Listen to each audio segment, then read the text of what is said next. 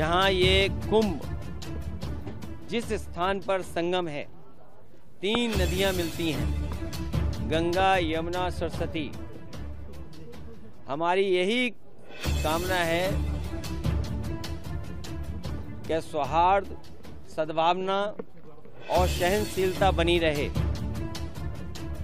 महाकुंभ के आयोजन में ये पौराणिक है कि बिना बुलाए और अपने आप सब लोग आते हैं।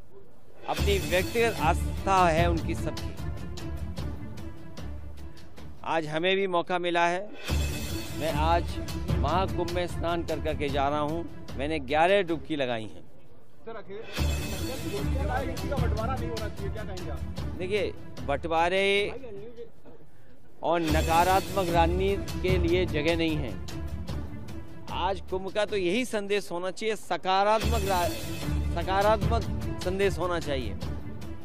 और आज के दिन यही संकल्प हो कि जब कभी भी हमें याद आए कुंभ, तो हमें सौहार्द, सद्भावना और सहनशीलता हमेशा बनी रहे।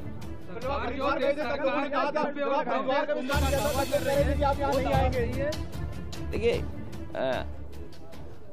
गंगा में स्नान और त्योहारों के दिन स्नान, जिस दिन मैंने वहां पर हरिद्वार में स्नान किया था उस दिन भी एक त्योहार था। बहुत बड़ा त्योहार है।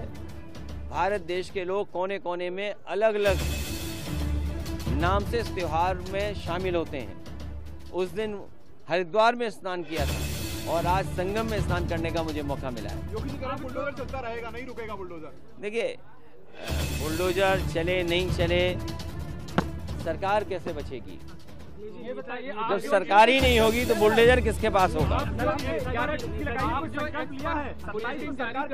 संकल्प यही है कि सौहार्द बना रहे, सद्भावना बनी रहे, सहनशीलता हो, और जो भी स्नान हो सहनशीलता के साथ स्नान होना चाहिए। ये सरकार के लोगों को कोई स्पोर्ट्स इवेंट नहीं बनाना चाहिए इसको। ये आज जो सरकार पर बुलेटिन जारी करते हैं, हमको आगे जारी होगा या अब खत्म होगा? आपने आगे व्यवस्थाओं को देख लिया है? देखिए, समाजवादी सरकार में भी और पहले भी नेताजी को भी और हम लोगों को भी कुंभ के आयोजन को करने का मौका मिला था। जो उस समय कुंभ हुआ था, कम संसाधन में सरकारें अलग अलग थीं। यूपी में सरकार दूसरी पार्टी की थी, समाजवादी पार्टी की थी। दिल्ली में सरकार दूसरी पार्टी की थी। लेकिन उसके बावजूद भी कम संसाधन में 800 और 1300 करोड़ में वो महाकुंभ या कुंभ से जो 12 साल बाद होता है वो कुंभ कराया गया था। और आज तो सुनने में आ रहा है कि 7000 करोड़ 10,000 करोड़ खर्च हो रहा है। अगर यहाँ लोगों को असुविधा हो रही है चलने के लिए, मैंने खुद अपनी आंखों से देखा है कि बुजुर्ग, जो महिलाएं हैं, जो पुरुष हैं, वो कितनी दूर से चल करके आते हैं। अगर आप कुंभ में इतने 1000 करोड़ रुपए खर्च कर रहे थे तो कम से कम बुजुर्गों के लिए कोई ऐसी व्यवस्था होती जो बुजुर्गों को ज्यादा पैदल नहीं चलना पड़ता। और फिर जैसे हम हैं वीआईपी या और हैं वीआईपी या और सम्मानित लोग जब आए तो कम से कम व्यवस्था ऐसी होनी चाहिए, पूरे कुंभ को पता लगे कि हाँ आज कोई वीआईपी है जिसकी वजह से ये व्यवस्थाएं बहुत अच्छी चल रही हैं। मतलब आप डुबकी लगाकर भी निशाना साध रहे हैं? नहीं, देखिए ये, अरे भाई ये बताओ, माँ गंगा के किनारे लोग झूठ बोल रहे हैं। और मैं तो आपसे कहूंगा, देखिए माँ गंगा के किनारे न जाने कितनी बातें कही जा रही हैं, वो क्या सच है? लेकिन अगर आयोजन 1300 करोड़ में अच्छा हो सकता है, 800 करोड़ में अच्छा हो सकता है, तो 10,000 करोड़ में, 7,000 करोड़ में कितना अच्छा हो सकता है?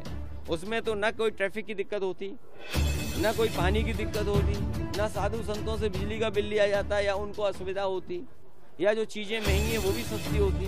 अरे इतना कुछ हो सकता था 10,000 करोड़ में।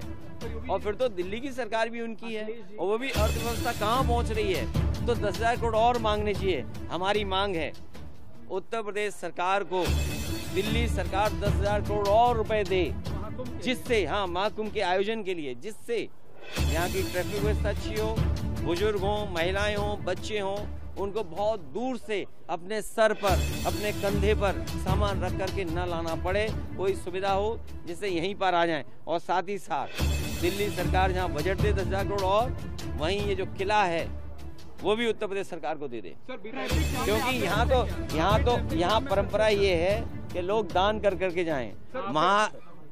महादानी सम्राट हर्षवर्धन जो हमारा रिटर्न डॉक्यूमेंट है, जहाँ हमें पौराणिक महाकुंभ के बारे में या कुंभ के बारे में जानकारी मिलती है, वो सम्राट हर्षवर्धन से जुड़ी हुई मिलती है। वो यहाँ दान करने आते थे, पुण्य के लिए आते थे।